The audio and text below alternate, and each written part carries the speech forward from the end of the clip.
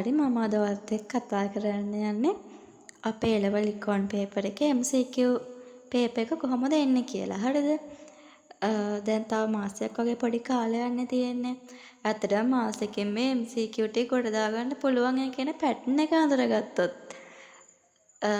ඔයාලා දැන් අපිට 13 වසරයි 12 වසරයි දෙකක් තියෙනවනේ. මේ දෙකෙන් 50% තමයි අපේ MCQ paper එකට එන්නේ. ඒ කියන්නේ පළවෙනි ප්‍රශ්න 25 එන 12 වසරෙන් ඊළඟ ප්‍රශ්න 25 එන්නේ 13 වසරෙන්. දැන් එතකොට ඔයාලට මේ පේනවා වගේ පාඩමෙන් පාඩම වෙන ප්‍රශ්න ටික තමයි තියෙන්නේ.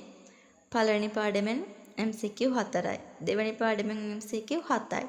තුන්වෙනි පාඩමෙන් 3යි. හතරවෙනි පාඩමෙන් 4යි. පස්වෙනි පාඩමෙන් 6යි. හයවෙනි පාඩමෙන් 4යි.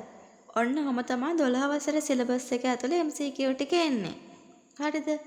එතකොට 13 වසරේ සිලබස් එක ඇතුලෙන් 7 වෙනි පාඩමෙන් 5යි. 8 වෙනි පාඩමෙන් MCQ 5යි. 9 වෙනි පාඩමෙන් MCQ 3යි. 10 වෙනි පාඩමෙන් MCQ 4යි. 11 වෙනි පාඩමෙන් 6යි. 12 වෙනි පාඩමෙන් 2යි. ඔන්න ඔහම තමයි 13 වසරේ සිලබස් එක ඇතුලේ MCQ 25 එන්නේ. දැන් ඔයාලට පේනවා ඇති මේ බලන්නකෝ මේ 12 වෙනි පාඩමෙන් එන්නේ MCQ 2යි. ඇත්තට මේ පාඩම බලන්න ඕනේ 12 වෙනි පාඩම. දැන් ඇත්තටම කිව්වොත් ගොඩක් ළමයි මේ 12 වෙනි පාඩම බලන්නේ නැහැ. මං උනත් 12 වෙනි පාඩම 11 වෙනි පාඩම විභාගෙට බලන් ගියේ නැහැ. අර MCQ ටික බලාගෙන ගියා. නැත්තම් රචනා ප්‍රශ්න ලියන්න ඇත්තට මම ඒ පාඩම් දෙක බලන් ගියේ නැහැ. MCQ එක ගොඩ දාගන්න විතරයි මම මේ 11 වෙනි පාඩම බලන් ගියේ. ඒකත් උඩින් බලාගෙන තමා ගියේ. 12 වෙනි පාඩමේ ප්‍රශ්න දෙකයි නෙන්නේ. ওই ප්‍රශ්න දෙකත් ගොඩක් වෙලාවට අහන්නේ ওই සාමාන්‍ය දැනීම් වගේ ප්‍රශ්නයක් අහන්නේ. කියන්නේ ආර්ථික වෘද්ධි අනුපාතය අන්න වගේ ප්‍රශ්න දෙකක් තමයි අහන්නේ ගොඩක් දුරට.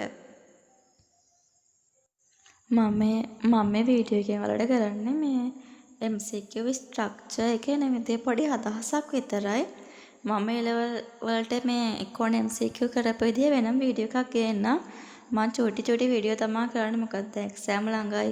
දිග වීඩියෝ වලට බලන්න බෑනේ. ඒ නිසා පොඩි වීඩියෝ තමයි කරන්නේ. MCQ paper එක කරන විදිහ මම ඔයාලට මේ වෙන වීඩියෝ එකකින් හෙට දිහාට අප්ලෝඩ් කරන්න. ඒ විදිහට MCQ ටික කළොත් අනිවාර්යෙන් ඔයාලට MCQ ටික නම් ගොඩ දා ගන්න පුළුවන්.